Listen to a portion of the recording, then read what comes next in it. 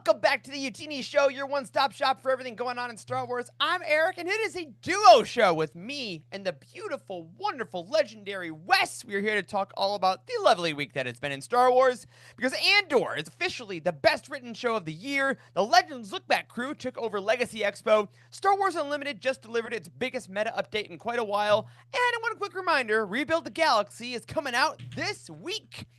But to start us off tonight, we spent last week celebrating the first 4 wins of Andor's Emmy run, including production design, visual effects, editing, and costumes. And after last night's main event, the series has concluded its campaign by adding another trophy for Best Writing for a Drama Series. The award was specifically given to Dan Gilroy for Episode 9, Welcome to the Rebellion, featuring Mon Mothma's legendary Senate speech. Well, it may not have won as much as we wanted. Wes, what do we think this final win means for the legacy of Andor? I think that it was a success. I know it was a success because what we always preach here is if we want the writing to be great, right? We want the story to be good. We don't just want, the best visual effects. Even though that's great, you want the story to be good. And I think the writing is the catalyst to a great show. And I think they did great. I mean, if there was any of besides best show, I think writing is a runner up that we can be proud of for sure. I completely agree. I think that from season 1, like you said, the writing has been what sets us apart. There's a reason we know the names of Tony Gilroy and Dan Gilroy in the writer's room, because the speeches in Andor, the dialogue itself, the interplay between the characters was unlike anything we had seen before in Star Wars and may ever see again. And I think the special nature of that, breaking through all these other shows, like this beat out 2 episodes of The Pit, which won Best Drama Series. It beat out an episode of Severance, which won 2 acting awards. It beat out an episode of Slow Horses, which won Best Directing. And it beat out an episode of The White Lotus, for everyone to say, hey, this Star Wars show doesn't just look the best, doesn't just have the prettiest people. The words on the page are the best of the entire year, and it's in Star Wars. And I think that amount of respect amongst these juggernauts, and I was kind of surprised at how spread out the awards, frankly, were throughout the night. I thought it worked very well in a very competitive year. Yes, I mean, juggernauts is a appropriate term, right? This is like the best of the shows that I've seen in the past couple of years. Slow Horses, I started watching that like a couple years ago. It's so Tell me good. About it. I've heard such good things about it, and I am part of the problem where I will say it's a problem that no one watches it, but they're on like season 7 or something, and like I guess they're still paying for it. So like, cool.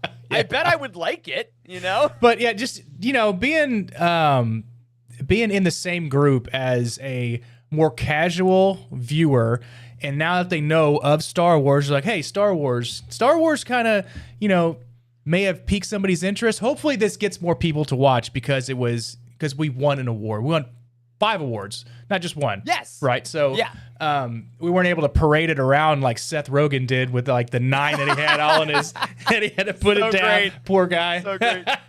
But I mean, that gets me thinking about some of the shows that I would like to watch now. I mean, his show, what's it called?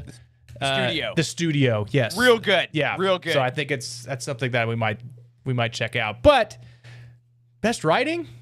I mean, thank you. We'll take that for sure. Yes. Every day. And the fact that it was specifically for Episode 9, Welcome to the Rebellion, is so key because this was, as I said in the intro, the episode that had the big speech from Mon Mothma where she's taking down Palpatine, talking about the death of truth, how important it is to see through the lies of government. And honestly, probably the most like relevant episode of Star Wars there's ever been, the one that actually kind of maybe went I remember watching it and being like, is this almost too far? Like, are we so locked in? And Tony Gilroy's been talking about that a little more bluntly lately.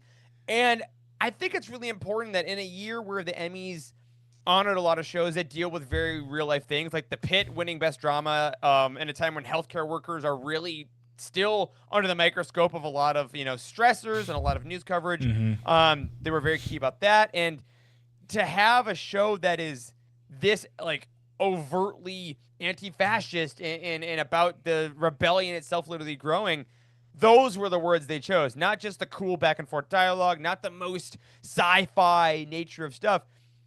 it was of a woman standing, we know, in front of a green screen, like giving this giant speech about a character that was made back in the 70s, you know? Yeah. Like, I think it just really speaks to Gilroy's talent, both of them. And of course, Dan, when he got his speech, said, "We have friends everywhere" in his speech, which was a lovely nod to the show. And also the only one where they really thanked the fan community, because I think that without the fans loving season 1, season 2 wouldn't have gotten the budget and the respect it needed to write this episode, right? Yeah, absolutely. The most relevant and intelligent piece, I think, was that episode, to where it makes people you're not just watching it you're actually thinking about, hey, how does this speech work in overall Star Wars, how it's relevant to the episodes before and after this and in the real world. So like it got people thinking, and I think that's why that that kind of gave us the nod. When I say us, Star Wars. Yeah. Gave us the nod. We did this. We did it. for we can own for this. the Emmy. And that's the name that is something, like I said earlier, to be proud of. That's great. Yeah. I hope they make another in a year, maybe, but I don't mean to digress or anything, but I don't know if we're going to get another one of these. So it's tough, right? I mean, yeah. we have, I think our biggest hope right now, in my mind, because you know me, I've been on the sourpuss of thinking that after Ahsoka live action TV, Star Wars is dead. I don't think we're doing it anymore. But if we don't, Simon Kinberg's trilogy, which is the apparently episodes 10, 11, 12, he keeps praising Andor, and I think that this is proof that, hey, this dialogue is so good, you can really have the prestige and still push the lore along. Yeah. Although I do want to note, last week especially, we were pretty down on the fact that we were nominated for 11 creative enemies. We had a lot of enemies. we were nominated for 11 creative Emmys and brought home 4. And that felt like, that kind of sucked.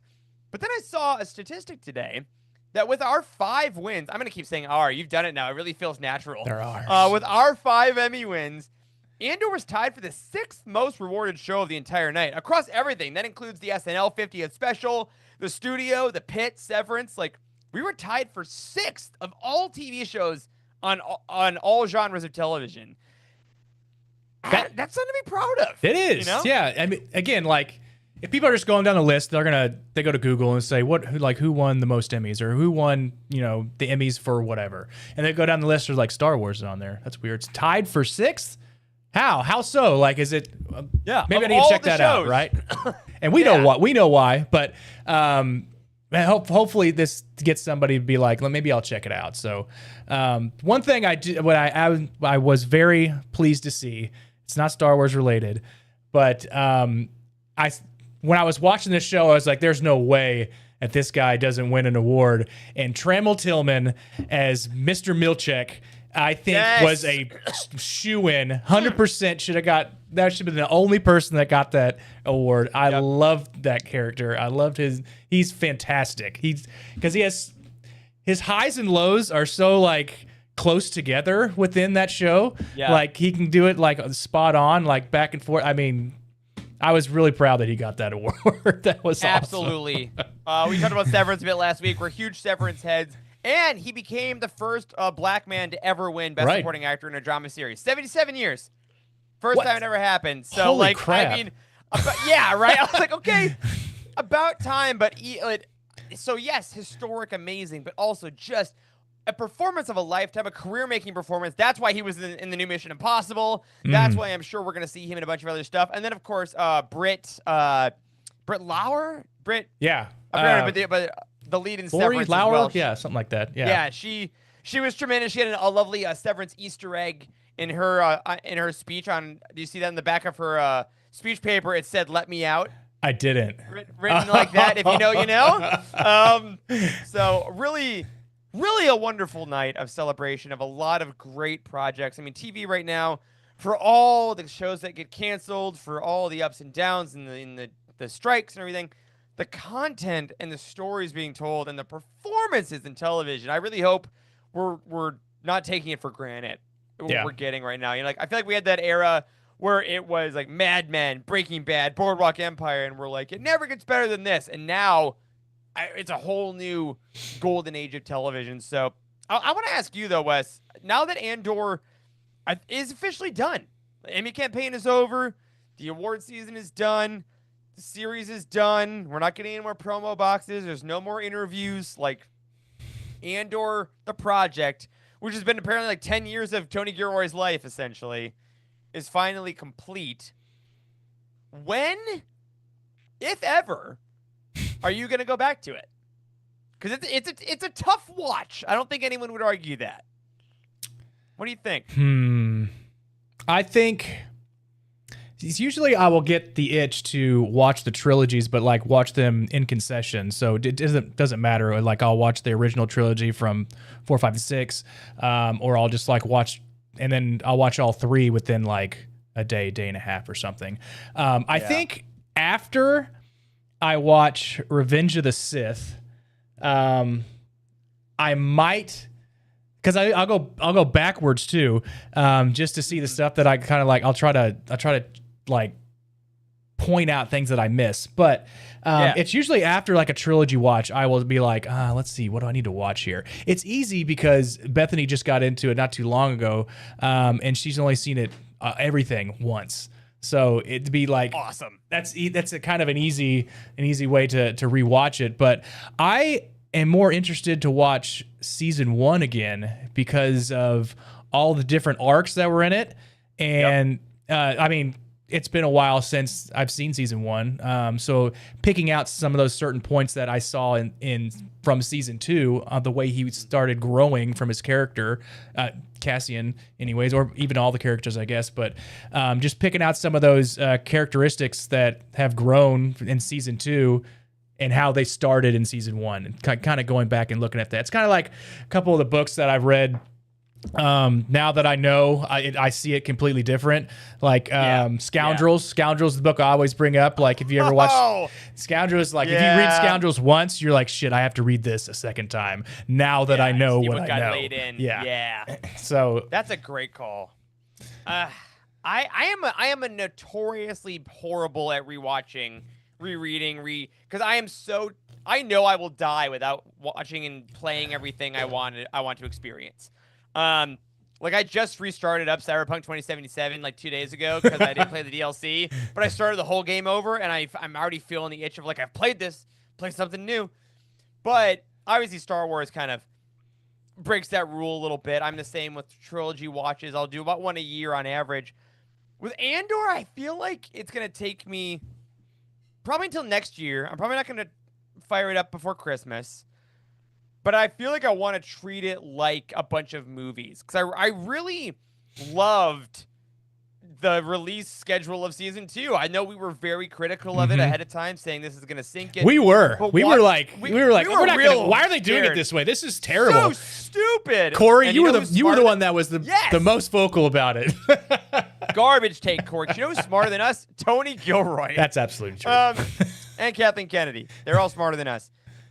But I think I want to go back, and essentially it's like 8 movies, right? Tony Gilroy keeps talking about them like that. So that's kind of like a Star Wars saga rewatch. So maybe I'll try to only watch them in arcs. Because I don't think I want to watch an episode one night, an episode another night. Like, treat it like I'm watching a movie. Watch the first 3, middle 3. That's a good point. Last 3, and then last 2. And then do that for the second season. So maybe next year I'll have some movie nights and really address it, because it is something I don't want to go too long in my life without experiencing, because it's that important. I mean, I got a tattoo the week after the finale. Like, I think this is like one of those important things to me. So I'm excited for it to be a consistent figure in my rewatching going forward, for sure.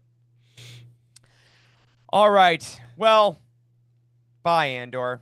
I'm sure we'll talk about you a ton, but not tonight, because now we need to take a second to let you all know that this week's episode is brought to you not by Andor, but by Inkstone Books and their upcoming release of Yoda Dark Rendezvous from the Essential Legends collection. Yoda Dark Rendezvous will continue Inkstone's tradition of bringing back some of our favorite Legends books in exclusive, gorgeous hardcovers the way that only Inkstone can provide. Each copy of Yoda Dark Rendezvous will feature custom hardcover foiling, sprayed edges, and will be signed and numbered. Supplies are limited, and as a listener of Youtini, you'll have exclusive access 2 days before the general release to make sure you get your copy. On September 20th, that's only 5 days away, folks, head over to inkstonebooks.com and secure your copy by using code UTINIYODA. But the O's are zeros, the I's are ones, and it ends with an exclamation point. So that's code capital Y 0 UT 1 N 1 capital Y 0 DA exclamation point. Now, don't worry, we have more info on our site as well as our newsletter, which will include the spelling of that code to make sure you can grab this incredible edition. That's over at utini.com. Thank you so much to Inkstone for their partnership, and be sure to grab your copy of Yoda Dark Rendezvous on September 20th. And now, back to the show. Next up, we want to give a shout out to our sister show on the Youtini Network, Legends Lookback. Longtime hosts and best buddies Jared and Freddie went over to Burbank this past weekend to attend a Legacy Expo, the ultimate fan-run celebration of everything Legends. And they absolutely crushed it. From author interviews to fan interactions to their very own panel, it seems like it couldn't have gone better. So, Wes, how cool was it for us to see the Legends community come together this weekend through the eyes of two of our best buddies? I had talked to Jared about this, and I was going to go. I was gonna, because it was in Dallas, Fort Worth, Dallas, somewhere.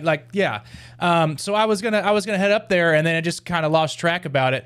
But I followed along on their Twitter feed or X feed. Yes. And I saw a bunch of pictures with fans of the show, cosplay, authors. And they had, like you said, they had their own panel. It was awesome to see. They had like the biggest smiles on their faces, and I'm glad they got to go to it. And Jared put a lot of work into the prep, and same with Freddie. Yep. So it looked really fun. So I'm kind of bummed I didn't go. It's not that far a drive. It's like 4 hours, but it looks like I feel like it actually was in Burbank this time. Maybe was it? Dallas was the last one. Well, what was I think? Legacy Expo. There may have been another. Burbank. Okay. Well, God, it's much farther away than 4 hours. Dallas, Texas. There was another one. Hey, 4 hours? Yeah. Where was Burbank? This other one? Are you talking Burbank? Yeah, Burbank, California. Yeah, I was like, that's way out. There was another Legends con. He may have already went to it. Legends Con 2. Oh, it was canceled, so you couldn't have gone anyway. Oh, damn. Okay. Well, I mean, damn and good. All right, good. I missed nothing. You missed nothing. You couldn't have gone. But super cool for them to have those author interviews and to do a panel. Like, yes. It took Youtini as a whole for a team, like, a long time to get all the paperwork together and all, like, get it all for Star Wars Celebration. And these guys they got up there and they killed it. So I'm happy as hell for these guys. Yeah. It seemed like the absolute best time. We were getting, again, photos from their feeds. Go follow Legends Lookback if you don't to see some of those. And then internally in our Youtini Slack and stuff, they were sharing pictures and memories. Someone made them custom bookmarks with all the hosts' faces on them, which is super rad. And I want to share a couple tidbits they got from their panels, because if you don't know what Legacy Expo was, this is essentially a Star Wars Celebration type event, but only for Legends. So this is a lot of the EU authors, the old video games. There's cosplay of, like, the Sith armor from KOTOR, Mara Jade, like all that kind of great stuff. And some of the authors they talked to included Matthew Stover, lauded author of the Revenge of the Sith novelization, of course, and Traitor and some of the NJO. And he made a really cool point on the Jedi versus Sith philosophies that Jared and Freddie found. He said the Jedi do things for people, the Sith do things to people. And I was like, it's really cool to hear these folks that have been out of the Star Wars game for decades at this point still acknowledging so much of this stuff. You know, like, they're really masters of this whole craft, and it shows how much love they had for it back in, like, the 90s and the 2000s. Mm-hmm. I am trying to see if I can pull up some of those images, because they're, like, some of the cosplay. I think there was a Max Rebo that was on there, and I was like, whoa, that one looks awesome. Yeah. They had cosplayers again from all over the place. They had authors, so including Matthew Stover. They had Barbara Hambly and James Luceno, both of which they got to interview So keep an eye on That's the Legends right. Lookback feed for that. And apparently, Freddie did tell James Luceno that Darth Plagueis is his favorite canon book. Which, if you are an original Youtini fan from years ago, that is an old school Freddie joke. Asked about his favorite canon book. Said Darth Plagueis. Unironically, totally forgot it was Legends. And now James Luceno is aware of an inside joke from years ago. And I'm sure there's many more inside stuff to come on their interview with him. They also learned about the invention of the double-bladed lightsaber by Christian Gossett. And found out that apparently, yep, that's Barbara Hamley on the screen right there with our boys. And there's James Luceno, Luceno. who told them apparently he originally conceived of the Darth Plagueis novel as a dark side foil to I, Jedi, with it being written from a first-person point of view originally. Which I think, knowing how complex that book is in a third-person omniscient, I cannot imagine what that would have been like in first person with all the tech going into that. I was trying to think about how that would work. But yeah, that was an interesting tidbit that he had laid out there, and I'm glad that they added that to their X timeline so I could, or everybody could pick up on it. Like that's a cool piece of knowledge that everybody knows. Yeah. So go follow them, go check them out, go follow along with their adventures there. And I'm so glad that like Legends still has such a vibrant community. I mean, we've been banging the drum for Legends for so many years at Youtini with canon, and like I feel like the walls are slowly maybe coming down. Maybe people are just quieter about it. But seeing this many people so excited about Legends in a very nice, healthy, fun way this year is just so great. And that's, again, the vibe that they've been giving out for years. So really great shout out to the Legends Look Back folks. Again, they're almost had 200 episodes themselves. So they've been talking about the Legends for years and years. And I think they're in the middle of some KOTOR revisits right now. So go check them out. And Jared and Freddie, we're so glad you got to go and hope the rest of the gang gets to go next time as well. All right. To finish up a light week for us this week, we're back with our favorite hobby segment about Star Wars Unlimited, because today we finally got an announcement that we have been expecting for weeks or even months. The Force Throw card has officially been suspended from play starting a week from today. Given that it was present in about 80% of winning decks in the game, this is not remotely shocking, but Wes, let me ask you, did they make the right call here? Were you sick of Force Throw? No, I was not sick of Force Throw. I use Force Throw quite a bit. I think I paid to get Force Throw. I paid for the single card from TCG Player because I was missing, I think I was missing 2, and so I purchased them to get it in my deck. And I was using that card so much. I would held on to that. Sometimes I would get it in my first shuffle, and I would get 2 of them. And I would hold on to him the whole time. I was like, oh, I can't wait to lay the hat on this guy. But then they would have one too because they were both playing 4 sticks, or we were both playing 4 sticks. But that card it's such a cleverly played card because if you don't know, it is a low-cost card, so it costs 1 of your resources, and you can use almost the lowest it can be, frankly. Absolutely. I mean, there are zeros on there. So you can use it to, mind you, that if you have the Force, you can use it for your opponent to discard a card or for you to discard a card. But depending on how much the resource cost is for that card, is that you can use that for how many hit points you can put on an opponent. So one of the main things you use it for is if your opponent has a low deck of cards, so they maybe only have 2 in their hand, and because they're holding on to something good, right? Yeah. So you're like, I'm gonna throw the Force Throw, and you're like, hey, discard one of your really good cards, and I'm going to use the hit points or the resource allowed to that card and use a hit point against you. And it only cost me 1 resource to do so. And it's very, very powerful. On the other hand, you could be holding a behemoth with you, because you know that you can discard a card from your hand, and within your deck, because you know you're going to do that, you have cards that allow you to draw more cards. So there's various strategies to do it, but I am not happy because what am I going to play? You tell me, Eric. You're more seasoned at this. What am I supposed to put in my deck now to take the place of my 3 force throws that? Like I was like, I want the force throw foils, dude. I want the good ones. I want the nice cards to be able to use. It's a bummer, man. It is tough. This is also the first card that we've experienced being banned since we've all started playing. Right. This only happened one or two other times before in the life of the game, so this is a big moment. Force throw, I'm the same way with Wes. I used it a lot. I was force throwing crate dragons at people because it cost. They're 9 cost resources, but for 1 resource, you can hit something with 9 damage and still play something. And I understand why it got frustrating, just because even if you didn't have them like me or Wes, you were always thinking your opponent might. So the whole game was factored around this 1 cost uncommon card was always on the mind. And like if the whole game is based around that, whether you have it or not, it doesn't allow for flexibility. And that's what some of the devs said today on a live stream when they did ban it. They said, we want the game to be played in a few ways. We want to make sure people that want to do control can still play certain ways.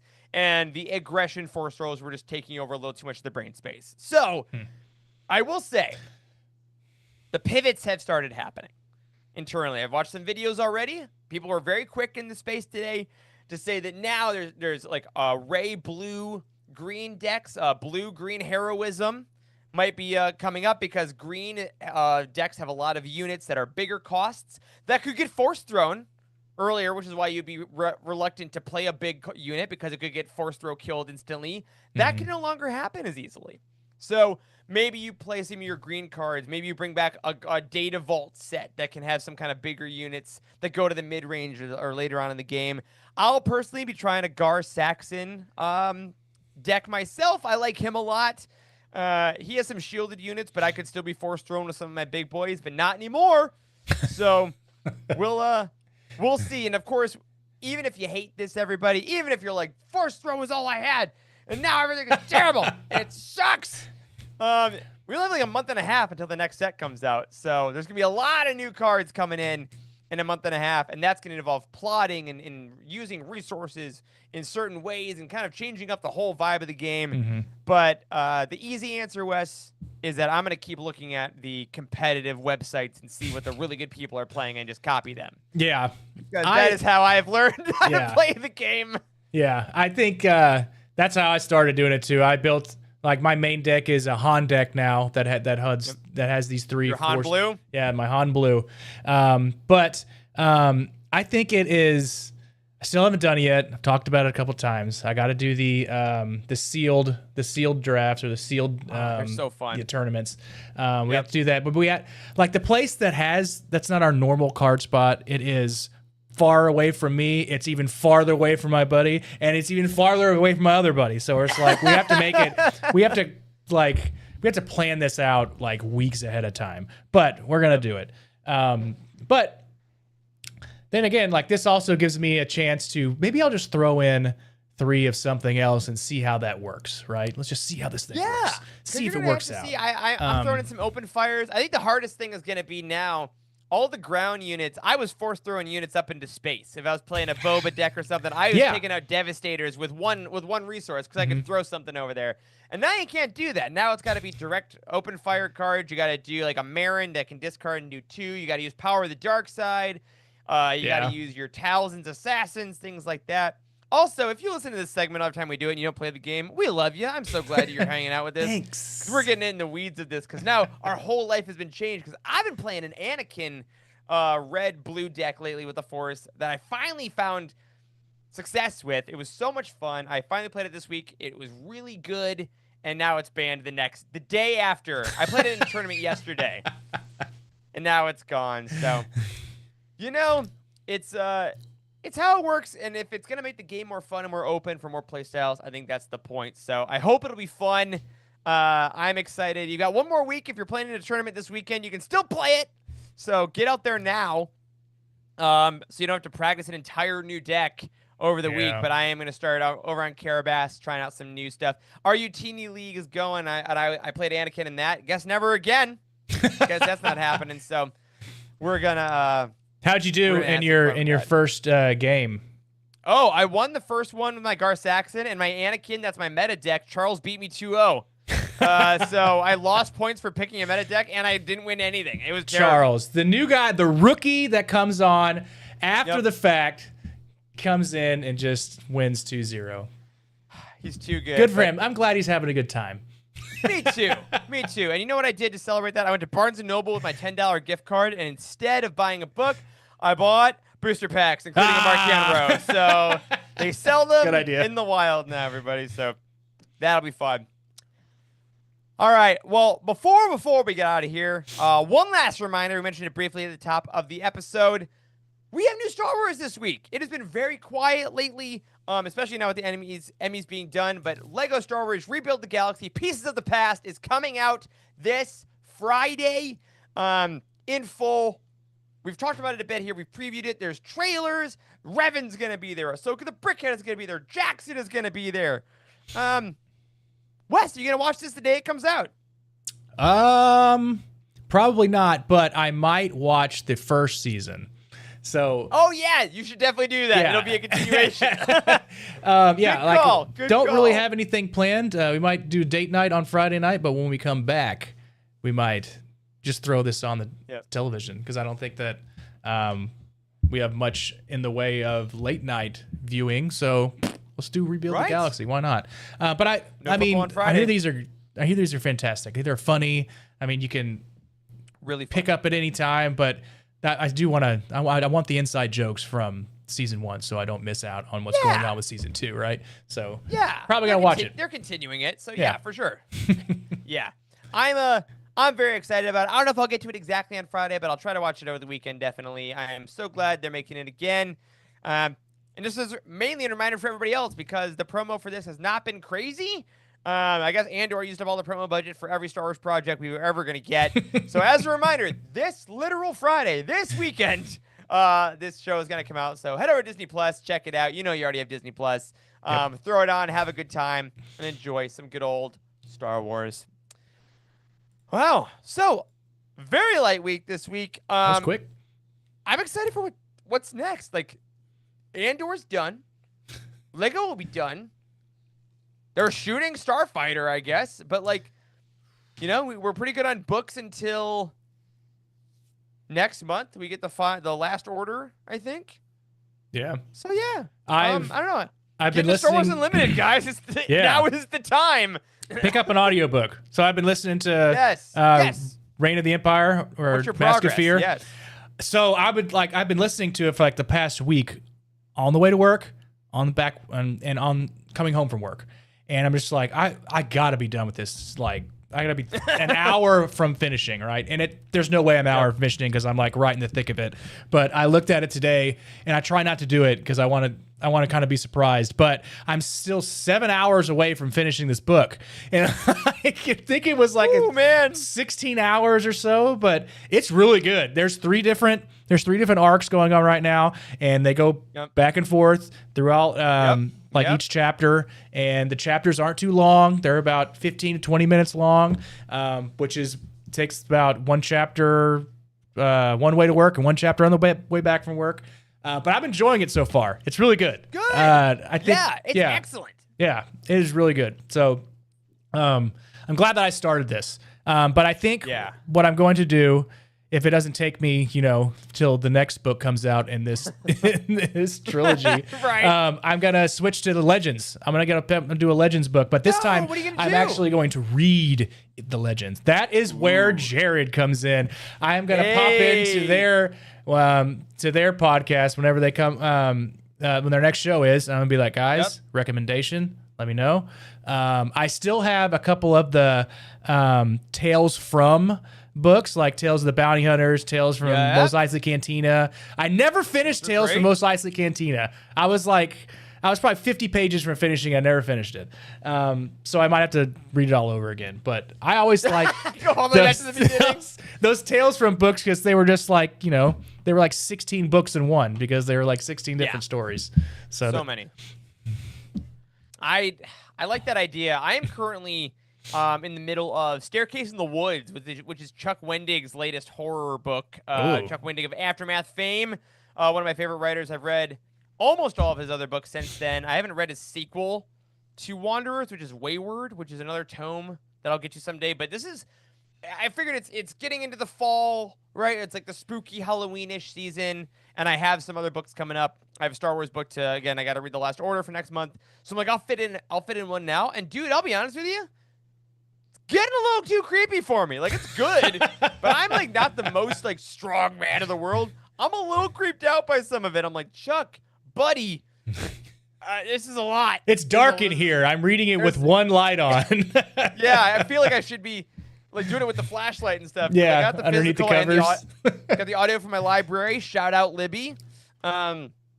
It came in, but I'm gonna try to keep pushing through.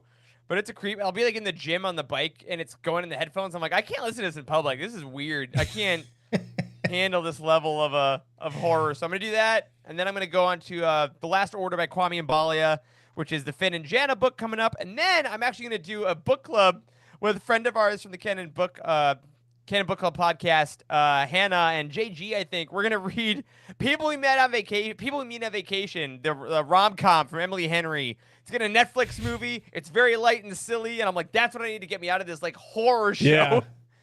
That sounds like a funny read. The People You Meet on Vacation. I could have a story about that too. Seriously, she's really fun. I like her a lot. So, anyway, that's what we'll be reading. Let us know what y'all are reading. What are you doing? Again, the Halloween fall, like not down here in the South, but I assume other places the air will start getting crisp at some point soonish. Meanwhile, it's still getting to 80 every day here, but that's okay. That's okay. I can live with that. Oh, Wes, I'll tell you this. Since I have you, this weekend it's all going to be sports for me. I'm going to go to a Charlotte Knights game on Saturday, last one of the season. So there's going to be merch discounts. And then Sunday, I'm going to the Panthers home opener. Oh, hell yeah. Nice. Panthers, Falcons. Friends of ours got tickets. Appreciate them so dearly. So they're free tickets they got through work, which means I can buy beer without feeling like it breaks the budget. I have a clearance team store shirt that's gonna arrive here on Thursday. So yeah, that's awesome. I'll let you. Yeah, I have high hopes for Bryce Young. High hopes. I want to, because I drafted him as a backup quarterback in all of my fantasy leagues. I have 6 leagues. He's my backup for every one of them, because I have read that he has a solid receiving core. McMillan, that guy is gonna be. Oh, he's so good. He's gonna be super good. 100-yard game. That's right. And I think he's just gonna. He was a top 10 quarterback the last 6 games this season last year. Top 10, top 12, something like that. So I was like, you know what? He's figuring things out. He's gonna be, top 5, top 6 maybe this year. Yeah. Yeah. He had to stumble in the first game. I think he played well yesterday. Yeah. So yeah, high hopes. He's a young guy. I'm excited. He's a young guy. He can work it out. He can work it out. And I'm excited to go because the vibes of live games are always great no matter what. Yeah, so for it'll sure. be fun to see. And honestly, I'll be rooting for my Panthers. I got so many hats I've gotten at TJ Maxx and shirts and stuff. But I'm also very excited to see Bijan Robinson in real life. That'll be really cool. Yeah. I have a bad feeling he's gonna get a lot of work. Yeah, did you see what Saquon Barkley said about Bijan Robinson? He was like, if you could be anybody, he was like, man, I'd be Bijan Robinson. Have you seen that guy's cutbacks and everything? I was like, you're Saquon Barkley. Did you see what you did to get on the cover of of Madden? You don't need to be compared to anybody. He's like, I wish I was Bijan Robinson. I was like, cool, man.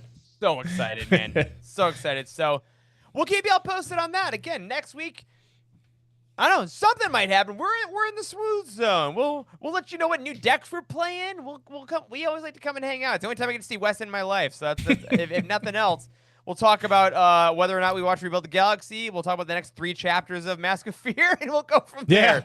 That's we have I have a box of Legends of the Force in my closet right now that we all split. Awesome. So we're going to open that this weekend. Oh.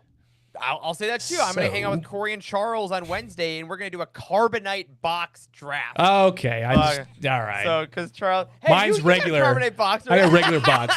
Hey, I didn't get this. Charles got this. It's on him.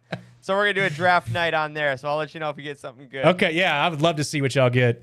I would. Oh, yeah. I No want to force see. throw in there. I want to So. see serialized. You should all need to show me Oh my serialized God. cards. Dude. $600, That would be $700, the one. $800 cards. Unreal. That's it. I'd sell it immediately too. I would not keep it. Oh, 100%. Absolutely. No, I don't need those. I'm not going to collect serialized. It'll be fine. All right, you crazy kids. I hope you're having a great time. Hope you're having a great week. If you're listening to us later in the week, hope you have a great rest of your day. But that, my friends, is going to do it for this week's episode of the Youtini Show. Thank you so much for tuning in.